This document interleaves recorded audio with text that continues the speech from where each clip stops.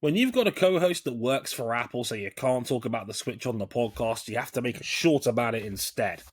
The other big news to come out of Austin was Apple TV taking over the rights for Formula One in North America in 2026. It's a 5-year, $750 million contract that will airlift the F1 TV service and integrate it into Apple TV, with Eddie Q promising greater F1 integration into the Apple network of information, as well as no extra cost on their $13 a month premium subscription, with 5 races also being made available for non-subscribers. What's interesting here is that ESPN, the previous rights holders, have had record viewership for F1 in the States, averaging nearly 1.4 million viewers a race.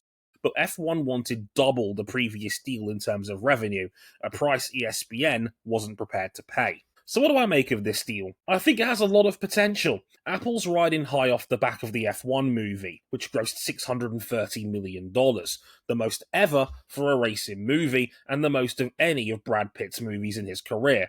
There's clearly a growing audience for F1 in the US, and for Apple, $750 million is a relative drop in the bucket for them to see what they can do with a major sport on a streaming platform. It could be for F1 what the WWE network did for them, unifying a lot of their audience to its archive, live shows, and pay-per-views for just £10 a month. However, Apple's track record does leave me a little concerned. It was my friend and co-host Ryan Eric King over at Jalopnik that reminded me that the tech giants spent a lot more, $2.5 billion in fact, on Major League Soccer's TV rights, hoping to cash in big on Lionel Messi, football's greatest ever player coming over from PSG, and bringing in a whole new wave of fans. That didn't really work. Last year's MLS Cup final that aired on Fox saw a nearly 50% drop in viewership compared to 2023, and that's the other worry.